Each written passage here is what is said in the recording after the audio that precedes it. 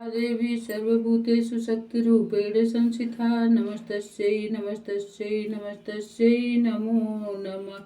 दुर्गा सप्तशती का 8वां अध्याय रक्त बीज वध। जय माता दी। महर्षि मेघन ने कहा, चंड और मुंड नामक असुरों के मारे जाने और बहुत सी सेना के नष्ट हो जाने से असुरों के राजा प्रतापी शुंभ ने क्रोध युक्त होकर अपनी संपूर्ण सेना को युद्ध के लिए तैयार होने की आज्ञा दी। उसने कहा, अब उदयुत नामक 86 असुर सेनापति अपनी सेनाओं के साथ युद्ध के लिए जाएं और काम्बु नामक 84 सेनापति भी युद्ध के लिए जाएं और कोटिवीर्य नामक 50 सेनापति और धौम्रकुल नाम के 100 सेनापति प्रस्थान करें। कालक, दौहिर्द, मौर्य और काल के यह दैत्य भी मेरी आज्ञा से सच कर युद्ध के लिए कूच करें।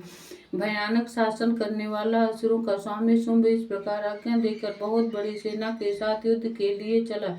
उसकी सेना को अपनी ओर आता हुआ देखकर चंडिका ने अपनी धनुष की टंकोर से पृथ्वी और आकाश के बीच का भाग गुजार दिया। हे राजन, इसके पश्चात देवी के सिंह ने दहाड़ना आरंभ कर दिया और अंबिका के घंटे के शब्दों से उस ध्वनि को और भी बढ़ा दिया। धनुष की टंकोर, शेर की दहाड़ और घंटे के शब्द से पृथ्वी और आकाश के बीच का भाग गूंज उठा और इसके साथ ही देवी ने अपने मुख को और भी भयानक बना लिया। ऐसे भयंकर शब्द को सुनकर राक्षसी सेना ने देवी तथा सिंह को चारों ओर से घेर लिया। हे राजन, उस समय दैत्यों के नाश के लिए और देवताओं के हित के लिए ब्रह्मा, शिव, कार्तिकेय, विष्णु तथा इंद्र आदि देवों की शक्तियां जो अत्यंत पराक्रम और बल से संपन्न थी, उसके शरीर से निकलकर उसी रूप में चंडिका देवी के पास गईं। जिस देवता का जैसा रूप था, जैसे आभूषण थे और जैसे वाहन था, वैसे ही रूप, आभूषण और वाहन लेकर उन देवताओं की शक्तियां दैत्य से युद्ध करने के लिए आईं।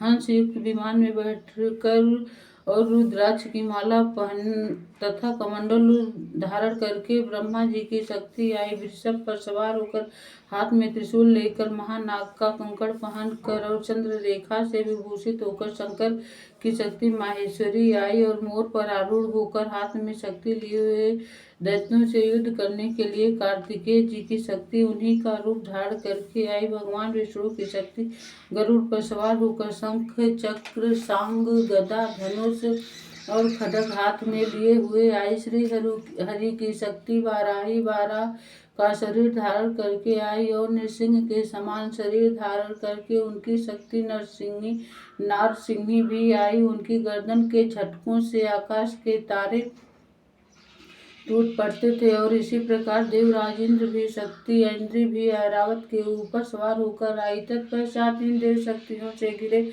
हुए भगवान शंकर ने चंडिका से कहा, मेरी प्रसन्नता के लिए तुम शीघ्र ही इन असुरों को मारो। इसके पश्चात देवी के शरीर में से अत्यंत उग्र रूप वाली और सैकड़ों गिदड़ियों के समान आवाज करने वाली चंडिका प्रकट हुई। उस अपराजिता देवी ने धूमिल जटा वाले भगवान शंकर से कहा, हे प्रभु, आप मेरी ओर से दूत बनकर शुंभ और निशुंभ के पास जाइए और उन अत्यंत गर्वीले दैत्यों से कहिए तथा उनके अतिरिक्त और भी जो दैत्य महायुद्ध के लिए उपस्थित हो उनसे कहिए, जो तुम्हें अपने जीवित रहने की इच्छा हो तो त्रिलोकी का राज्य इंद्र को दे दो, देवताओं को उनका यज्ञ भाग मिलना आरंभ हो जाए और तुम पाताल को लौट जाओ।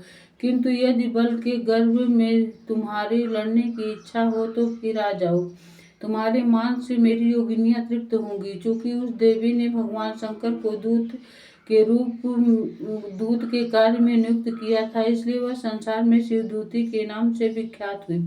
भगवान शंकर से देवी का संदेश पाकर उन दैत्यों के क्रोध का कोई आर पार न रहा। वह जिस स्थान पर देवी विराजमान थी वहां पहुंचे और जाने के साथ ही उस पर बाणों और शक्तियों की वर्षा करने लगे। देवी ने उनके फेंके हुए बाणों, शक्तियों, त्रिशूल और फरसों को अपनों बाणों से काट डाला और काली देवी उस देवी के साथ आगे खड़ी होकर शत्रुओं को त्रिशूल से विदूर करने लगी और खड्गवार से कुचलने लगी। ब्रह्माणी जिस तरफ दौड़ती थी उसी तरफ से अपने कमंडल का जल छिड़क कर दैत्यों के वीर व बल को नष्ट कर देती थी और इसी प्रकार माहेश्वरी त्रिशूल से वैष्णवी चक्र से और अत्यंत कोप वाली कौमारी शक्ति द्वारा असुरों को मार रही थी और इंद्र के बाजू के प्रहार से सैकड़ों दैत्य रक्त की नदियां बहाते हुए पृथ्वी पर सो गए। वाराही ने कितने ही राक्षसों को अपनी थूथुन द्वारा मृत्यु के घाट उतार दिया। दाढ़ों के अग्रभाग से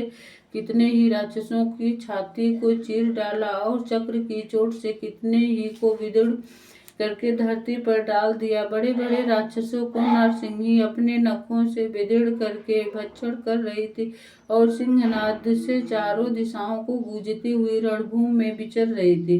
शिवदूती के प्रचंड अट्टहास से कितने ही दैत्य भयभीत होकर पृथ्वी पर गिर पड़े और उनके गिरते ही वह उनको भक्षण कर गई। इस तरह क्रोध में भरे हुए मातृगणों द्वारा नाना प्रकार के उपायों से बड़े बड़े असुरों को मारते हुए देखकर राक्षसी सेना भाग खड़ी हुई और उसको इस प्रकार भागता देखकर रक्तबीज नामक महापराक्रमी राक्षस क्रोध में भरकर युद्ध के लिए आगे बढ़ा। उसके शरीर से रक्त की बूंदें पृथ्वी पर जैसे ही गिरती थी वह तुरंत वैसे ही शरीर वाला तथा वैसा ही बलवान दैत्य पृथ्वी से उत्पन्न हो जाता था। रक्तबीज गदा हाथ में लेकर इंद्र के साथ युद्ध करने लगा। जब इंद्र शक्ति ने अपने वज्र से उसको मारा तो घायल होने के कारण उसके शरीर से बहुत से रक्त बहने लगे और उसके प्रत्येक बूंद से उसके समान ही बलवान तथा महापराक्रमी अनेकों दैत्य भयंकर रूप से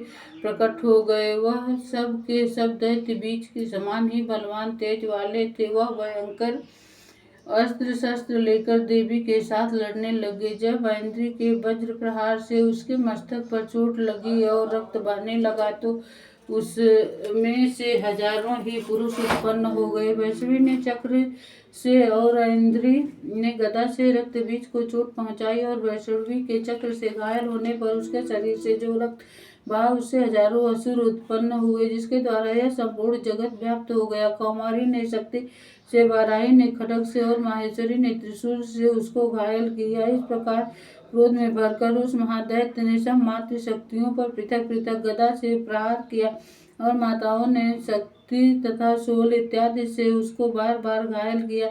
उससे सैकड़ों महादैत्य उत्पन्न हुए और इस प्रकार उस रक्तबीज के रुधिर से उत्पन्न हुए असुरों से संपूर्ण जगत व्याप्त हो गया जिससे देवताओं को भय हुआ। देवताओं को भयभीत देखकर चंडिका ने काली से कहा, हे चामुंडे, अपने मुख को बड़ा करो और मेरे शस्त्राघात से उत्पन्न हुए रक्त बिंदुओं तथा रक्त बिंदुओं से उत्पन्न हुए महाअसुरों को तुम अपने इस मुख में भक्षण करते जाओ। इस प्रकार रक्त बिंदुओं से उत्पन्न हुए महाअसुरों को तुम अपने मुख में भक्षण करते जाओ और इस प्रकार रक्त बिंदुओं से उत्पन्न हुए महादैत्यों को भक्षण करते हुए तुम रण भूमि में विचरो। इस प्रकार